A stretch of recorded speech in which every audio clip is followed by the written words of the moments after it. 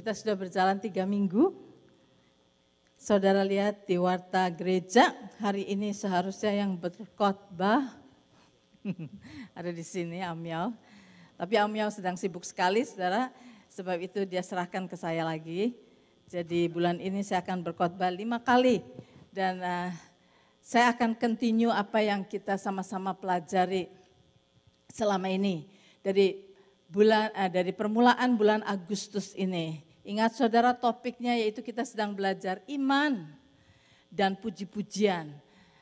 Karena kalau kita beriman kepada apa yang Tuhan katakan, saya ingin saudara-saudara semua meresponi dengan declaring kehadapan Tuhan, dengan lagu-lagu yang kita akan nyanyikan bersama-sama.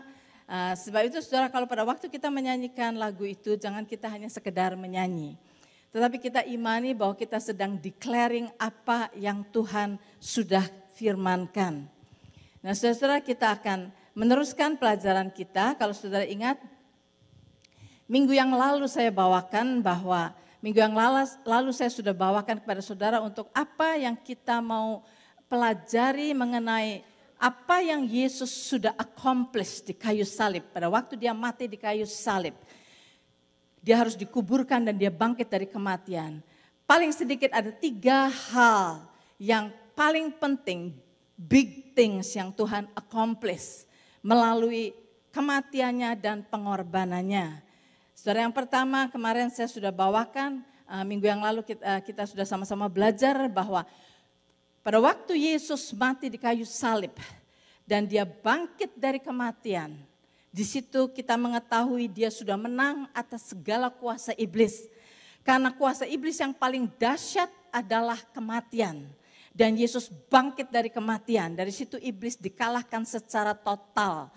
Dan minggu yang lalu kita sudah belajar bahwa kita sekarang anak-anak Tuhan adalah orang-orang yang berkemenangan. Kita ini lebih dari pemenang. Sebab itu kita berjalan dari kemenangan kepada kemenangan. Jangan kita merasa bahwa kita adalah orang yang defeated. Tetapi kita harus tahu kita sudah menang. Minggu yang lalu kita melihat banner-banner yang dibawa ke depan. Itu adalah lambang kemenangan. Di sini Nelly dan Budi yang juga membuat banner-banner itu. Saudara, kemarin Amelia di sini juga, dia bilang saya ingat itu, saya bikin tuh banner itu. So, ini ada saudara-saudara kita dari ICF zaman dulu. Mereka yang membuat banner-banner itu, banyak yang mereka buat dan mereka berdoa, puasa, mereka kerjakan lebih dari 2 minggu, saudara, menempelkan semua itu satu persatu.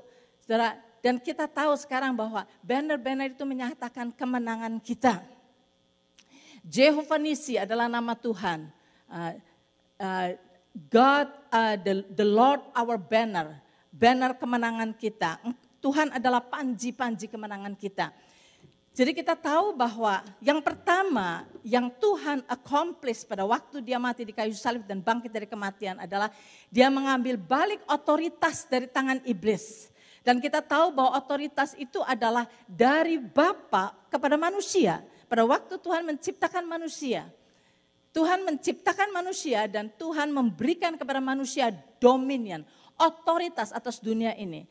Diberikannya kuasa dan otoritas untuk memerintah dunia ini.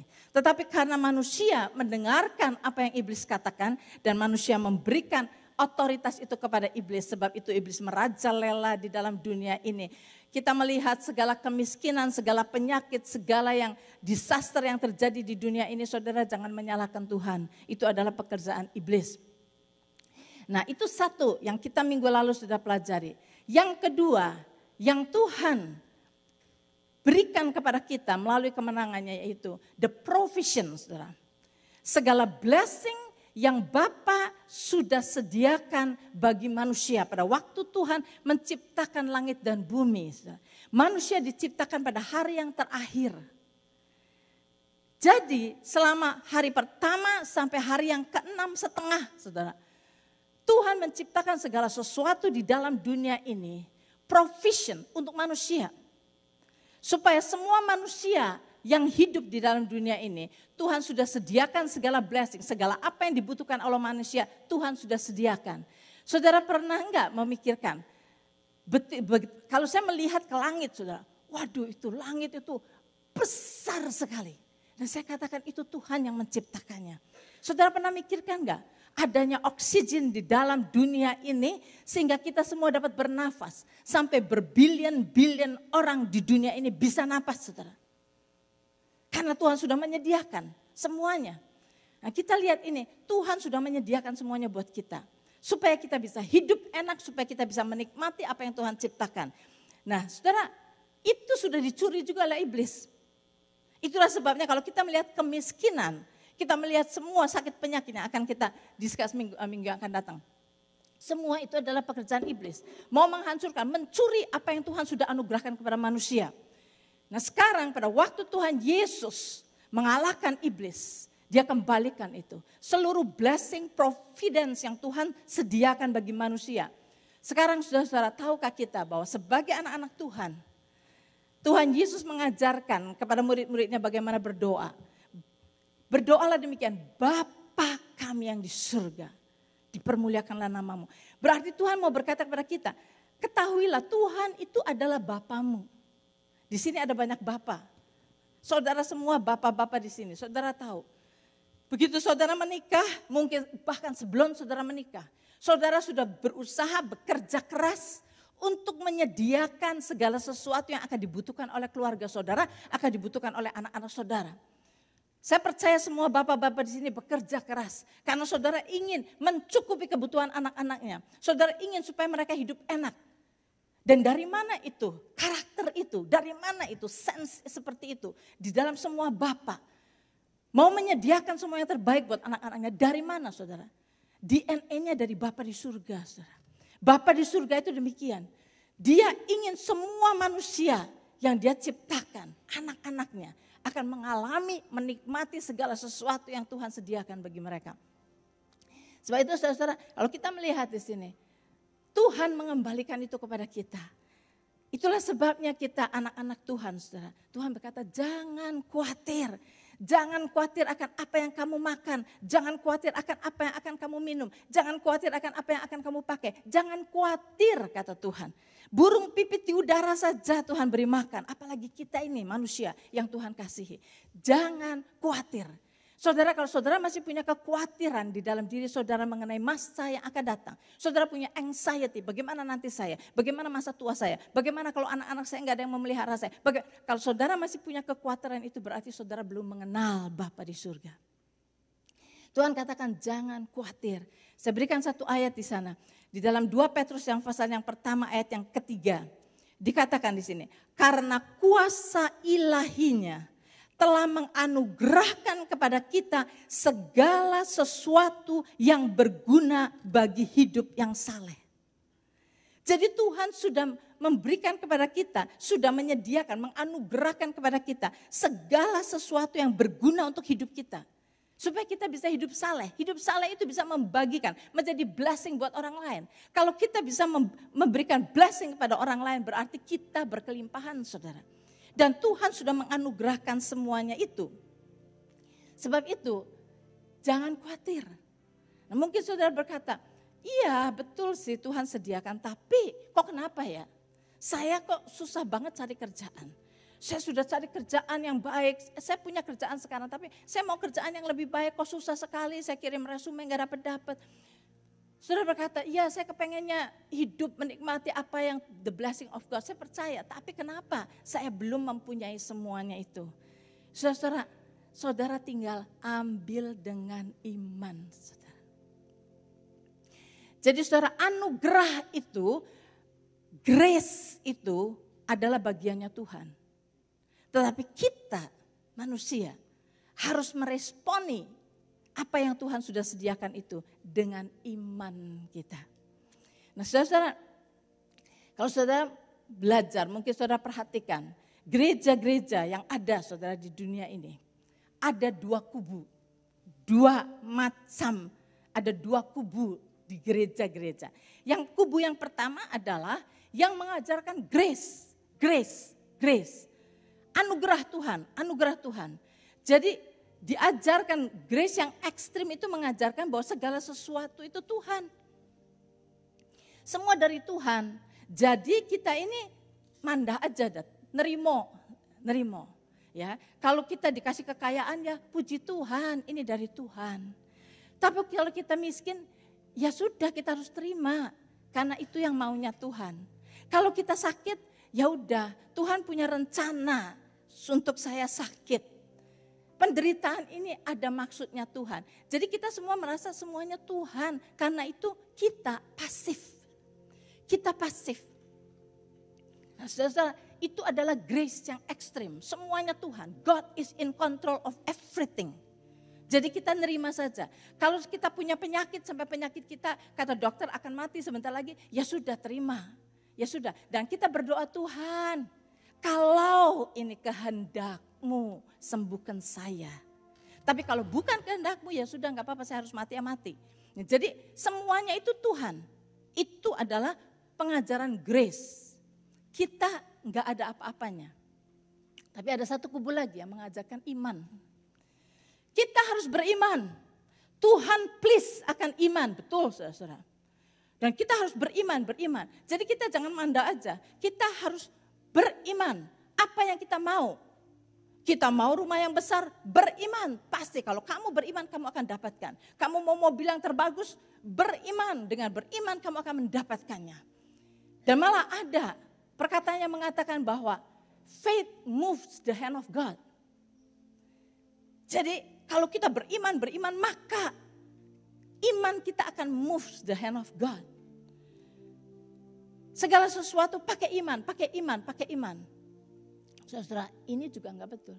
Saudara, kita harus tahu, faith doesn't move the hands of God. Enggak, saudara.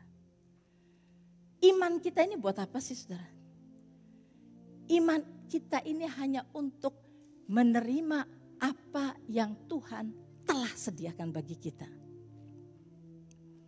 By grace Tuhan sediakan buat kita. Dengan iman kita menerima apa yang telah Tuhan sediakan. Jadi makanya faith movement yang extreme faith itu klaim ini, klaim itu, klaim ini, klaim kekayaan, klaim apa-apa. Itu bukan yang Tuhan mau, itu bukan yang benar, saudara.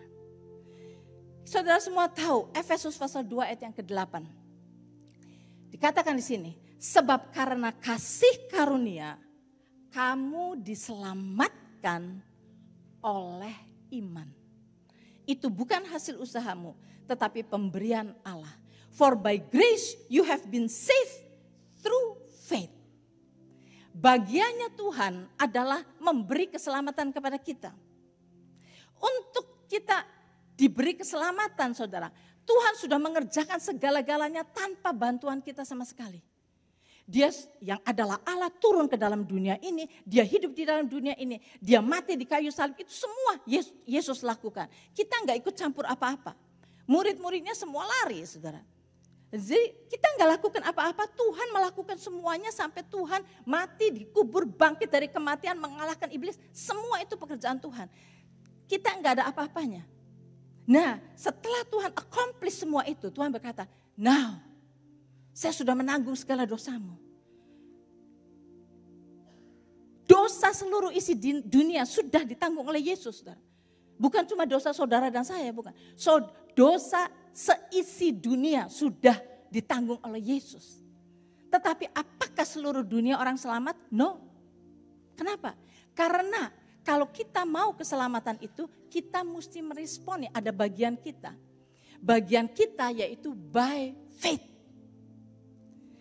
Tuhan sudah sediakan semuanya. Tetapi apa yang Tuhan sediakan buat kita, belum tentu akan kita miliki. Kalau kita tidak beriman mengambil apa yang Tuhan sediakan bagi kita.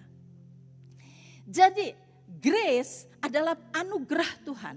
Grace, kasih karunia itu anugerah Tuhan yang Tuhan sediakan bagi kita tanpa kita ikut campur apapun juga. Tetapi untuk anugerah Tuhan itu, pemberian Tuhan itu, berkat Tuhan itu bisa kita nikmati, kita harus mengambilnya dengan iman. Jadi iman itu saudara bukannya untuk semau-maunya kita. Saya mau inilah, mau rumah yang 5 garasi lah, saya mau istiadat sana lah, saya mau $1 million. Bukan saudara. Tetapi kita harus tahu apa yang Tuhan sudah sediakan buat kita. Kita terima dengan iman. Kalau saudara ingat cerita saya minggu yang lalu. Saya katakan bahwa saya dulu boleh dibilang ada di dalam kubu grace. saya nggak punya rumah dan saya ya sudah, kalau memangnya Tuhan nggak kasih ya sudah, bersyukurlah dengan rumah, menyewa rumah. Dan saya sewa rumah 30 tahun saudara. Sudah, ya sudah terima, nerimo, ya, bersyukur dengan semua. Iya, sampai come to the point di mana saya mulai belajar firman Tuhan sampai saya lihat, hey nanti dulu.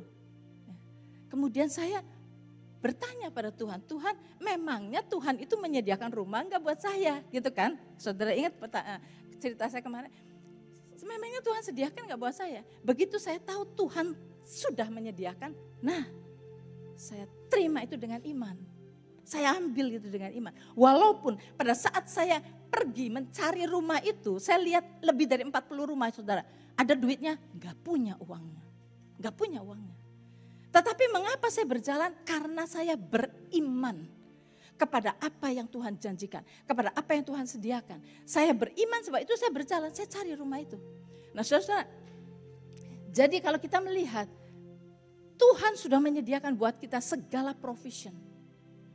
Kalau saudara sekarang belum merasakan saudara mendapatinya atau menikmatinya atau mengalaminya. Saudara mari tanya, mengapa? Apakah saudara sudah menggunakan iman saudara atau belum? Roma 5 ayat 2 dikatakan. Roma 5 ayat 2 dikatakan. Oleh dia, oleh Yesus, kita juga beroleh jalan masuk oleh iman kepada kasih karunia itu.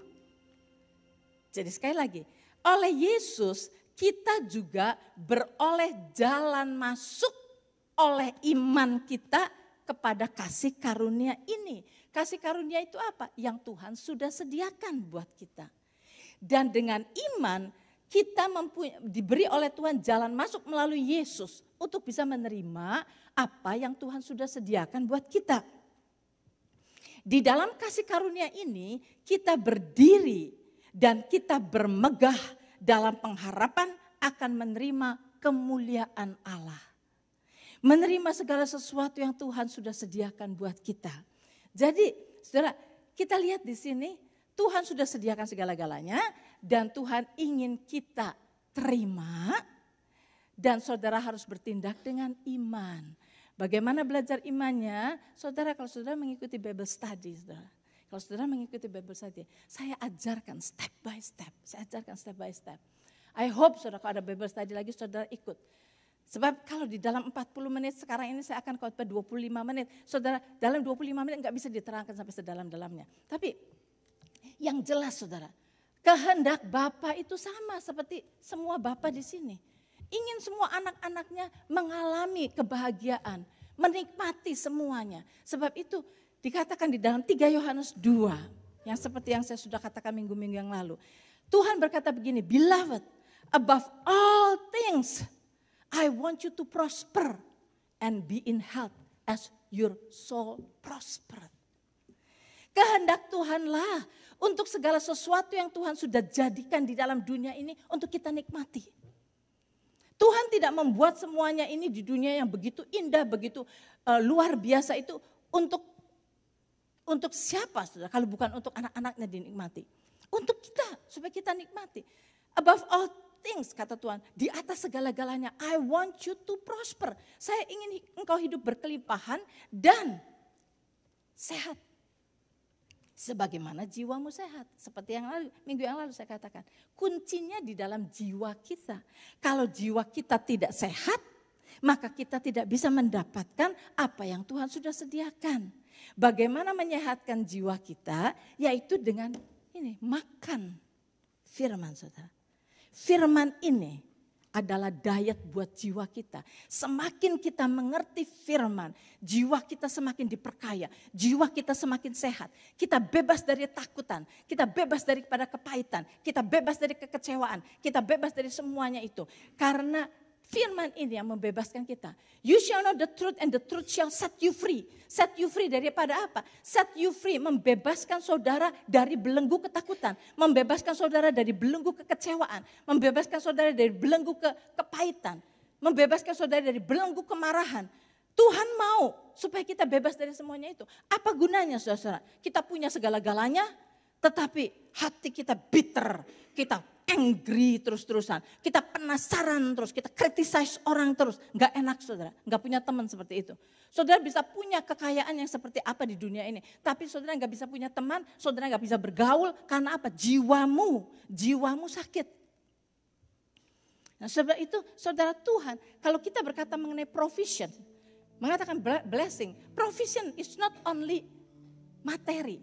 Bukan cuma uang saja, bukan cuma materi saja, bukan. Yes, itu termasuk. Itu semuanya adalah blessing untuk daging kita, untuk tubuh kita.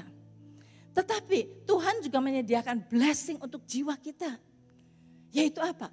Kasih, sukacita, damai sejahtera. Saudara gak enak kalau kita hidup itu marah terus, kesel sama orang terus. Gak enak saudara, gak enak sama sekali.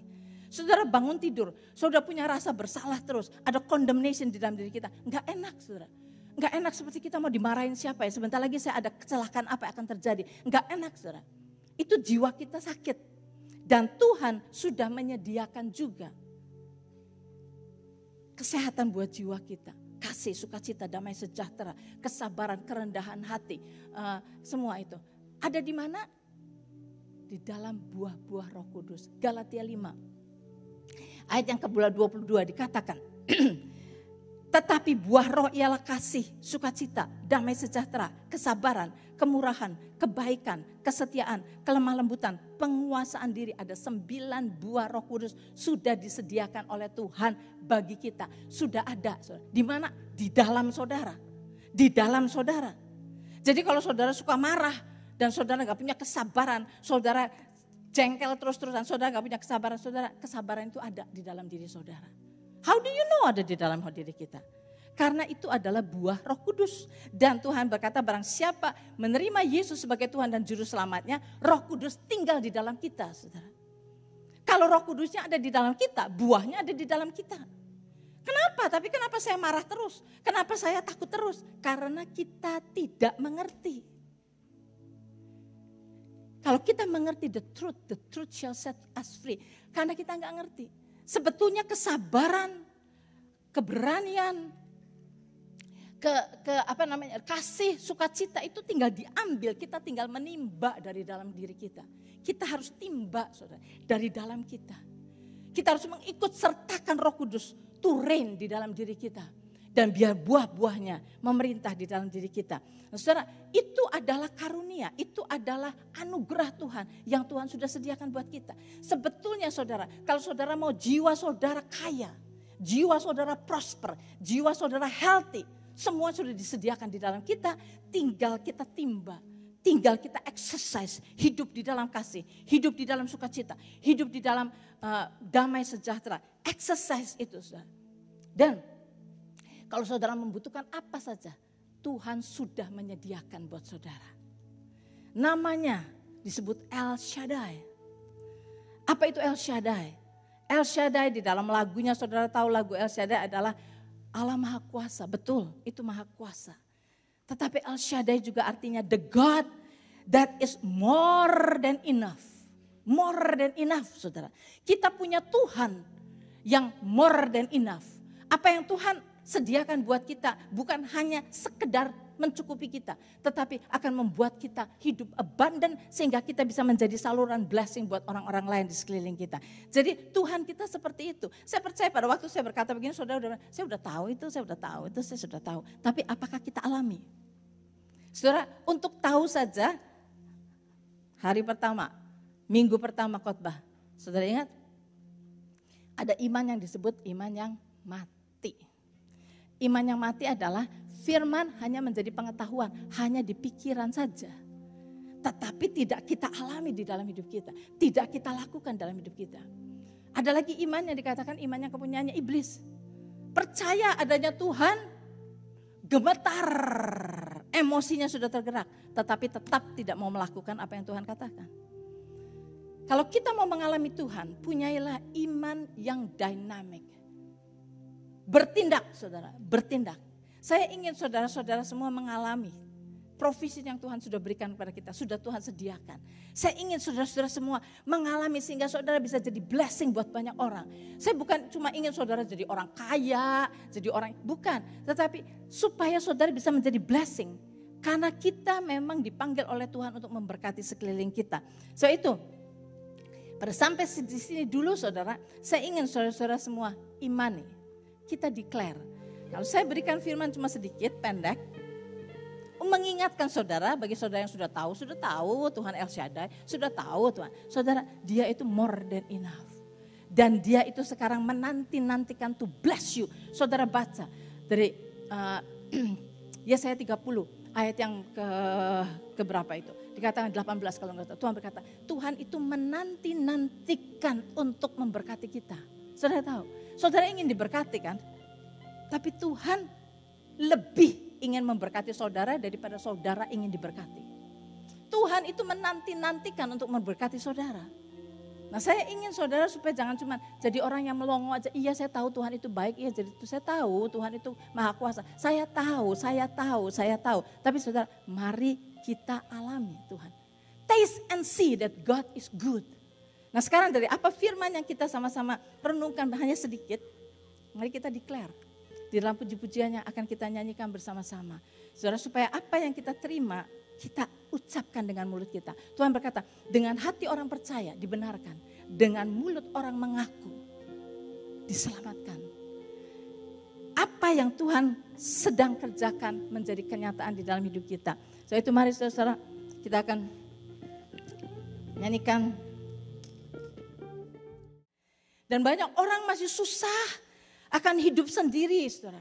Kehidupan sendiri aja masih susah sekali. Bagaimana kita bisa memberkati orang lain? Nah, sebab itu kita semua harus mengerti dahulu bahwa berkatnya tersedia buat kita. Nah, kita harus melatih diri kita dahulu untuk mengalami Tuhan. Mengalami Tuhan, saudara.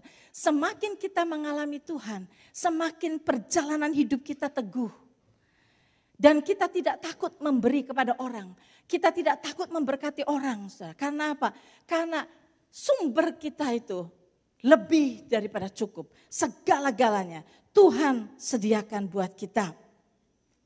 Nah saudara sekarang, jadi bagaimana? Oke, saya mengerti Tuhan itu El Shaddai. Kita tahu bahwa Tuhan itu mau memberkati kita. Kita tahu bahwa Tuhan sudah mengambil balik segala provision yang untuk kita supaya jangan dicuri oleh iblis. Kita anak-anak Tuhan sudah disediakan segala blessing. Baik blessing buat jasmani kita, blessing buat jiwa kita, blessing untuk segala-galanya bagi kita, untuk rohani kita. Semuanya sudah Tuhan sediakan bagi kita. Nah sekarang, saya ngerti sekarang, saya percaya, saya declare dengan tadi puji-pujian yang kita nyanyikan bersama-sama. Saya percaya saudara menyanyikan dengan segenap hati saudara. Berarti saudara bukan hanya percaya, di dalam hati saudara juga confess dengan mulut saudara siapa Tuhan kita. Nah sekarang, tapi bagaimana caranya? Bagaimana caranya untuk saya bisa mengalami? Bagaimana supaya itu bukan cuma menjadi teori?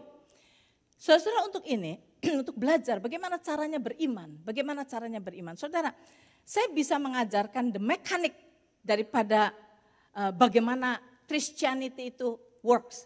Kita bisa ajarkan, oke, caranya beriman begini. Saudara harus belajar untuk confess. Saudara harus belajar untuk memberi. Karena Tuhan berkata, berilah maka kamu akan diberi. Dan semua. Itu mekaniknya semua biblical ada di sini. Betul, semua betul. Saya ajarkan di dalam Bible study. Nah sekarang saudara, tapi saya mau kasih kunci yang terpenting dari semuanya. Kunci yang terpenting adalah pengenalan kita akan Tuhan. Sebab kalau kita cuma mau tahu bagaimana caranya untuk dapat blessing itu, bagaimana caranya untuk menerima blessing itu, saudara, fokus kita kepada blessing. Itu salah. Kita harus fokuskan diri kita kepada the blesser, kepada Tuhan. Kenali Tuhan dahulu. Sebab kita bisa belajar firman-Nya, bisa belajar teorinya, bisa belajar tekniknya, bisa belajar bagaimana step 1, step 2, step 3, kita bisa belajar. Tetapi kalau kita tidak mengenal yang menulis firman ini, tidak mengenal yang memberi blessing ini, percuma. Iman kita bisa up and down, karena kita nggak mengenal Tuhannya.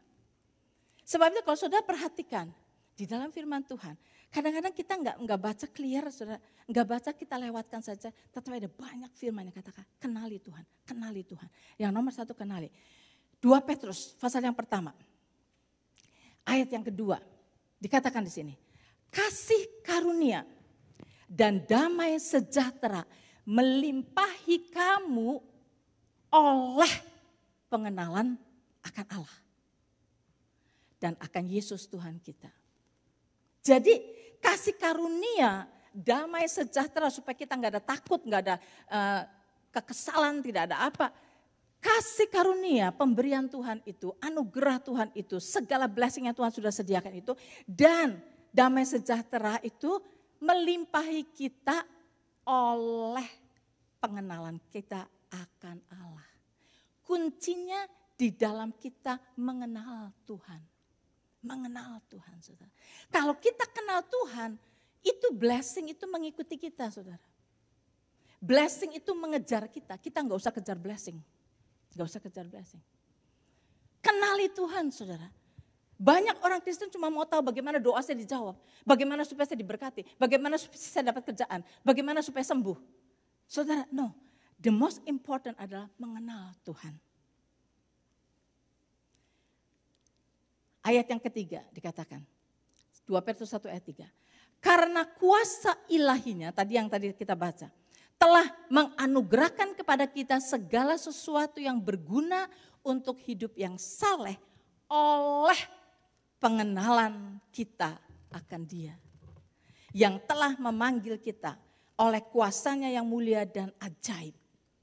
Sekali lagi, kuasa ilahinya telah menganugerahkan kepada kita segala sesuatu yang berguna untuk hidup yang saleh oleh pengenalan kita akan Dia. Kuncinya lagi apa? Kunci untuk membuka itu apa? Pengenalan kita akan Dia. Yang telah memanggil kita oleh kuasanya yang mulia dan ajaib. As His divine power has given to us all things that pertain to life and godliness through the knowledge of Him who called us by glory and virtue. Jadi saudara, kita diundang untuk mengenal Tuhan. Itulah sebabnya kalau saudara ingat, minggu pertama tahun ini, saya bawa kembali saudara kepada firman Tuhan Yohanes 3:16. Karena demikianlah Allah mengasihi isi dunia ini, sehingga dikaruniakannya anaknya yang tunggal itu, supaya barang siapa yang percaya akan Dia tidak binasa. Jangan stop sampai di situ. Yes, kita tidak akan masuk neraka, tidak binasa. Tapi ada terusannya, melainkan beroleh hidup yang kekal. Nah, hidup yang kekal itu apa? Hidup yang kekal itu bukan hidup selama-lamanya. Di dalam ayat ini artinya bukan hidup selama-lamanya. Hidup yang kekal itu ditulis di dalam Yohanes 17 ayat 3. Hidup yang kekal adalah mengenal Bapa dan mengenal Yesus. Jadi saudara, kita diselamatkan, yes, untuk kita tidak masuk neraka, betul. Tetapi juga selama kita ada di dalam dunia ini, kita harus belajar mengenali Bapa dan mengenali Yesus. Itulah sebabnya kalau saudara perhatikan, Rasul Paulus, doa Rasul Paulus buat jemaat di Efesus. Saudara, ini doa yang saya doakan hampir setiap hari. Doa Rasul Paulus. Di dalam Efesus 1 ayat 17 dia berkatakan, sejak yang Rasul Paulus itu mengetahui jemaat di Efesus, dia berdoa. Dan dia katakan di dalam Efesus 1 ayat 17. Dan meminta kepada Allah Tuhan kita Yesus Kristus. Yaitu Bapa yang mulia itu supaya Bapa memberikan kepadamu roh hikmat dan wahyu untuk mengenal Dia dengan benar.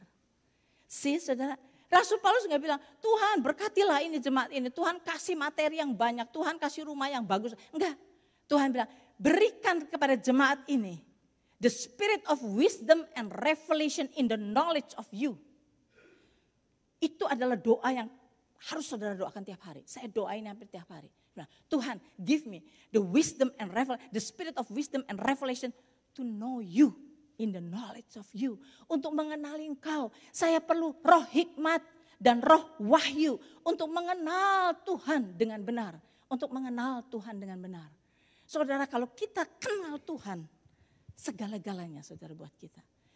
Kita tidak akan kejar-kejar blessing. Kita enggak usah, Tuhan please bless me, please. Enggak perlu saudara, enggak perlu.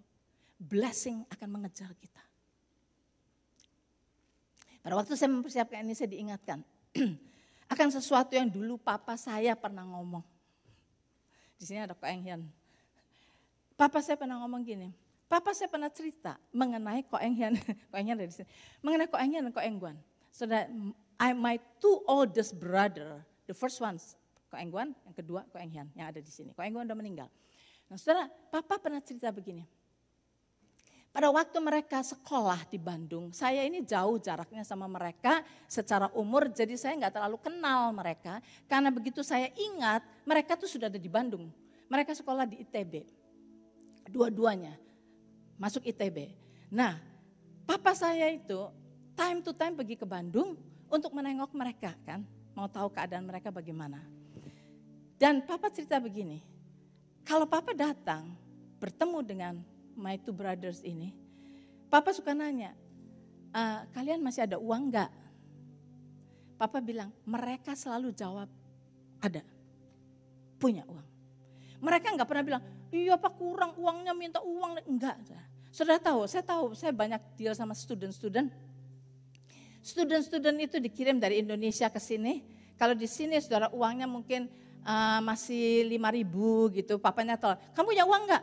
Habis pak. Kirim lagi pak, kirim. Papanya ngirim 10.000 lagi gitu kan. Udah gitu. Biarpun masih berapa ribu juga, habis gitu. Kirim lagi, take for granted gitu kan. Tapi papa saya bilang, ini dua anak papa saya ini tidak pernah bilang gak punya uang. Kalau papa saya tanya, masih punya uang gak? Punya. Dan papa bilang gini, karena mereka selalu bilang punya. Mereka bilang punya itu walaupun cuma punya 20 rupiah, atau punya 1 rupiah, mereka bilang mereka punya. Nah saudara, papa saya kenal kedua anaknya. Karena dia kenal, maka dia bertanya kepada mereka, masih berapa, punya berapa. Nah kalau mereka, saya nggak tahu lah, kurs zaman dulu itu berapa saya nggak tahu. Anggap aja ini saya omong kosong. Misalnya masih 20 rupiah. Papa saya, itu namanya sudah nggak punya uang. Papa saya bilang gitu. Langsung papa saya kasih uang buat mereka. Nah, tapi papa kenal anaknya, enggak pernah merongrong uang, enggak pernah minta-minta uang. Dan papa bilang selalu, dan karena papa kenal anak itu, dia selalu nanya, kamu punya berapa? Dan papa langsung kirimkan, kasih uang. Nah demikian juga, you know kenapa? Kedua brother saya ini enggak pernah minta-minta ke papa, karena dia kenal papanya. Dia kenal bahwa papa itu adalah papa yang baik, yang pasti akan memenuhi segala kebutuhannya, pasti. Mereka tahu, itulah sebab mereka enggak pernah bilang, enggak punya uang, enggak pernah. Papa kenal anaknya. Itulah sebabnya pada saat anaknya berkata, punya berapa? Papa bilang gitu. Punya 20 rupiah, itu namanya enggak punya, saya kasih. Papa kenal anaknya. Tapi juga kenapa anak itu tidak pernah begging money. Enggak pernah minta-minta, enggak pernah manja minta-minta uang. Karena anak itu kenal bapaknya. Bapaknya pasti, papanya pasti provide semuanya, kebutuhannya. Dan saya bilang, saudara, kalau kita kenal kepada Bapa, kita enggak akan begging ini, begging itu. Enggak. Saudara, hidup kita ini just bersyukur kepada Tuhan. Saya cuma setiap hidup saya, setiap hari saudara, saya keluar dari kamar saya bersyukur kepada Tuhan. Saya enggak pernah minta ini, minta rezeki, minta apa, enggak. Karena apa? Semakin kita mengenal Tuhan, semakin kita tahu apa yang terbaik yang Bapa pikir buat saya, pasti Tuhan kasih. Saya cuma bilang, Tuhan, apa yang Tuhan sediakan, reveal to me, supaya saya bisa menikmati, bisa menjalani semuanya. Saudara tahu, Daud, saudara, dari seluruh orang yang Tuhan ciptakan, hanya 2 orang yang Tuhan berkata berkenan di hati Tuhan, yaitu Yesus dan Daud. Dan saudara tahu, Daud itu, dia pernah make mistake, dia pernah bersalah besar. Tetapi kenapa hati Tuhan sama Daud itu berkenan sekali? Karena Daud itu adalah orang yang mengenal Tuhan dengan benar. Pengenalannya kepada Tuhan luar biasa. Sampai saudara kalau baca saudara di Mazmur, seperti apa Daud berbicara kepada Tuhan. Dan Mazmur 23 saudara semua hafal. Itu adalah suatu bukti akan pengenalan Daud kepada Tuhan, kepada Bapaknya. Dia berkata begini, Tuhan adalah gembalaku, takkan kekurangan aku. Dia punya keyakinan, aku tidak akan kekurangan, pasti. Karena Tuhan itu Bapakku. Tuhan gembalaku. Dan dia berkata bahwa Tuhan membimbing aku ke rumput yang hijau. Tuhan membawa aku ke air yang tenang. Tuhan menyegarkan jiwaku. Tuhan menyediakan makanan hidangan di hadapan lawanku. Tuhan mengurapi aku dengan minyak, melindungi aku. Tuhan berjalan di sampingku dengan gadanya dan tombaknya. Dan gadanya dan tongkatnya untuk melindungi aku. Tuhan, semuanya Tuhan. Fokusnya saudara, bukan rumput yang hijau. Fokusnya bukan air yang tenang. Fokusnya bukan yang lain. Fokusnya adalah Tuhanku itu seperti itu. Gembalaku itu seperti itu. Sebab itu dia bisa tenang, dia katakan, aku tidak akan kekurangan apapun juga. Dia punya keyakinan di dalam perjalanan hidup dia tidak akan kekurangan apapun juga. Dan di end daripada Mazmur 23 dia berkata begini, surely goodness and mercy shall follow me all the days of my life. Kebajikan Tuhan, kebaikan Tuhan akan follow, akan mengikuti dia seumur hidupnya. Bukannya dia mengejar-ngejar blessing, enggak. Jalan aja sama Tuhan. Semua blessing mengejar kita, saudara. Pengenalan akan Tuhan is the most important, yang penting.